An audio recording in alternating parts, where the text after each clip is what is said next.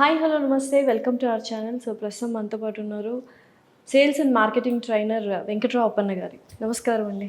నమస్తే అండి. సో ఇప్పుడు చాలామంది రియల్ ఎస్టేట్ వాళ్ళు ఏజెంట్స్ ఫర్ ఎగ్జాంపుల్ వాళ్ళ పనే సేల్స్ అండ్ మార్కెటింగ్.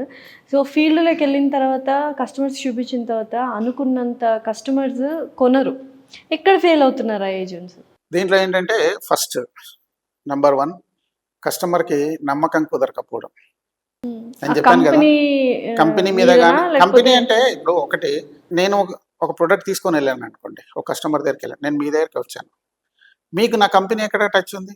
నేనే మీకు కనబడుతున్నాను, నేనే కంపెనీ మీకు సంబంధించినంత వరకు. ఎందుకంటే రేపు పొద్దున మీకు ప్రోడక్ట్లో ఏదైనా ప్రాబ్లం వస్తే మీరు నాకే కాల్ చేస్తారు, కంపెనీకి కాదు. కాబట్టి ఏంటంటే ఆ ప్రోడక్ట్ గురించి ఎవరైతే తీసుకెళ్లారో ఆ తీసుకెళ్ళిన వ్యక్తి మీద నమ్మకం కుదరకపోవడం, అంటే కనెక్టివిటీ రాకపోవడం ఫస్ట్ బేసిక్. అది కనెక్టివిటీ వచ్చిన తర్వాత దాని ప్రైజింగ్ ఎలా ఉంటుంది, ఆ ప్రైస్ నచ్చకపోవడం. థర్డ్, ఆ ఏరియా. రియల్ ఎస్టేట్లో చాలా మటుకు ఏంటంటే ఏరియా. ఇప్పుడు మీరు చూడండి, కొంతమంది రెగ్యులర్గా సైట్స్ కొంటూ ఉంటారు డబ్బున్న వాళ్ళు. అదే మిడిల్ క్లాస్కి వచ్చేప్పటికి వాళ్ళ కంప్లీట్ వాళ్ళ లైఫ్లోనే వాళ్ళు ఒకటో రెండో సైట్లు కొంటారు, ఎక్కువ కొనరు వాళ్ళు.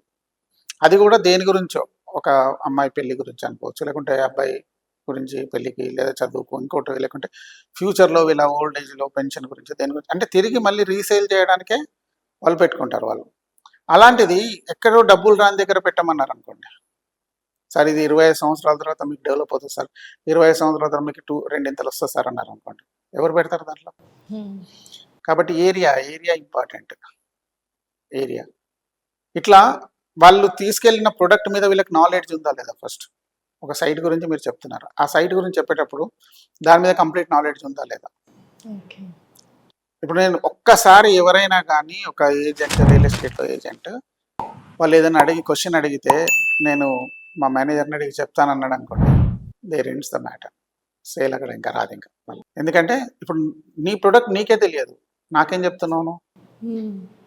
తర్వాత ఇంకొకటి ఏంటంటే, ఎప్పుడు కానీ ఇది నాకు అవసరం అండి, మీరు కొనాలి, మీరు కొంటే, చాలా మంది సేల్స్ మెన్ చేసే మిస్టేక్ అక్కడే ఉంటుంది. ఇది అమ్మితే నాకు డబ్బులు వస్తాయి, ఇది అమ్మితే నాకు జీవితం గడుస్తుంది, ఇది అమ్మితే నాకు కమిషన్ వస్తుంది, వాళ్ళ మైండ్లో అదే ఉంటుంది. ఓకే, అవునా కాదు? ఇప్పుడు ఏంటంటే ఆపోజిట్ పర్సన్ ఏమంటాడు, ఎందుకు కొనాలి నేను? ఇప్పుడు నీకు డబ్బులు వస్తాయి, నీ డబ్బుల గురించి నేను ఎందుకు కొనాలి? ఓకే.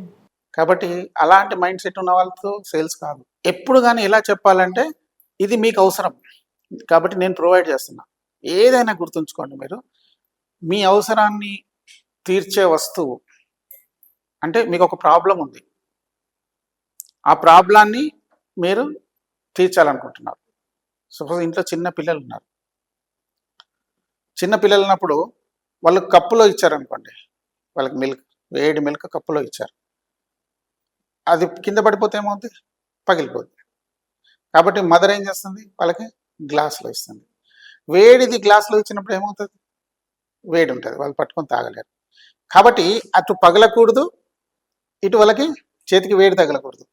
అప్పుడు ఈ మధ్యలో వాళ్ళ ప్రాబ్లమ్ని సాల్వ్ చేసే ప్రొడక్ట్ ఏముంటుంది? ఇప్పుడు వ్యాక్యూమ్ బేస్డ్ కప్స్ ఉంటాయి, స్టీల్ ఉంటుంది, లోపల స్టీల్ ఉంటుంది, రెండింటి మధ్యలో వ్యాక్యూమ్ ఉంటుంది. కాబట్టి దానికి ఒక మనకి హ్యాండిల్ ఉంటుంది, పట్టుకుంటే వేడిగా ఉంటుంది. సాల్వ్ అయిందిగా ప్రాబ్లం, అది కొంటారు మీరు. అంటే ఏంటంటే మన ప్రాబ్లమ్ని సాల్వ్ చేసే ప్రోడక్ట్ని మాత్రమే మనం కొంటాం, లేకుంటే కొనం. అయితే ఇప్పుడు రియల్ ఎస్టేట్లో కూడా వాళ్ళకున్న ప్రాబ్లమ్ని మీరు తీసుకెళ్ళిన ప్రోడక్ట్ సాల్వ్ చేస్తుందా లేదా? లేదనుకోండి కొనడు. అంటే ఇన్ని ఉంటాయి. ఫస్ట్ ఒక సేల్స్ మెన్ వాళ్ళ దగ్గరికి వెళ్ళే ముందు ఇవన్నీ ఆలోచించాలి. అసలు బేసికల్గా ఏంటంటే ఏ సేల్స్ మెన్ అని ఏం ఆలోచించాలంటే, ఇది నేను కొంటే ఎలా కొంటాను, వేరే వాళ్ళకి అమ్మే ముందు ఇదే ప్రోడక్ట్ని నేను కొనుక్కుంటున్నాను, నేను ఎన్ని ఆలోచిస్తానని ఆలోచించుకోవాలి, వాటన్నిటికీ ఆన్సర్స్ రాసుకోవాలి. అప్పుడు వీళ్ళు వెళ్ళిన కస్టమర్ని ఈజీగా కన్విన్స్ చేయగలుగుతారు. సో యూజువల్గా సేల్స్ అండ్ మార్కెటింగ్ పర్సన్కి డూస్ అండ్ డోంట్స్ ఏంటి, ఏవి చేయాలి ఏవి చేయకూడదు? చెప్పాను కదా, కమిషన్ గురించి, శాలరీ గురించి ఆలోచించదు. ఓకే, ఆలోచిస్తే ఇంకా ఆయన సేల్స్మెన్గా పనికిరాడు. సేల్స్మెన్ ఎప్పుడు కూడా ఒక కన్సల్టెంట్ లాగానే బిహేవ్ చేయాలి, సేల్స్మెన్ లాగా బిహేవ్ చేయకూడదు. ఒక బ్రిడ్జ్ లాగా. ఆ కంపెనీకి ఆ ప్రోడక్ట్కి క్లయింట్కి మధ్యలో కాదు బ్రిడ్జ్. కాదు కంపెనీకి బ్రిడ్జ్ కానే కాదు, కంపెనీ పక్కన పెట్టేసేయండి.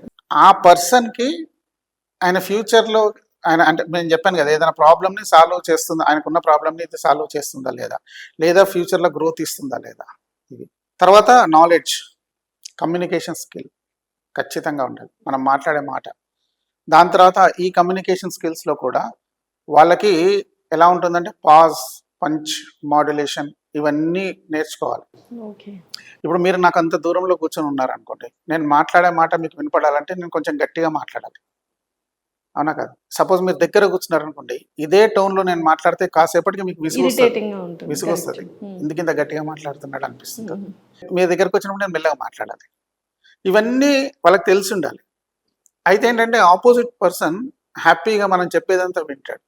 తర్వాత టైం మేనేజ్మెంట్ మోస్ట్ ఇంపార్టెంట్. చాలాసార్లు ఏమవుతుందంటే రేపు మార్నింగ్ 9 o'clock కలుద్దామండి అంటాడు ఆయన కస్టమర్, ఈయన వెళ్ళడు సంభవం.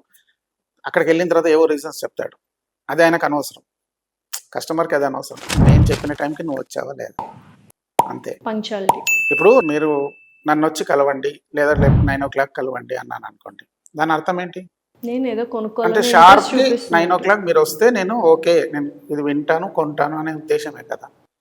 మరి మనం 9కి చెప్పిన ప్లేస్లో 9:30కి వెళ్ళామనుకోండి, కస్టమర్ ఏమనుకుంటాడు అంటే మనకి ఇతనికే ఇంట్రెస్ట్ లేదు, ఇంకా నాకెందుకు అనవసరంగా. ఆయనకి ఏంటంటే ఆప్షన్స్ చాలా ఉంటాయి. మన ఇప్పుడు మన మార్కెట్లో మన బ్రాండ్ ఒకటే లేదు, చాలా బ్రాండ్స్ ఉన్నాయి కదా అవైలబుల్, మనది కాకుండా వేరేది తీసుకుంటాడు. థ్యాంక్ యూ సో మచ్ అండి. Thanks a lot.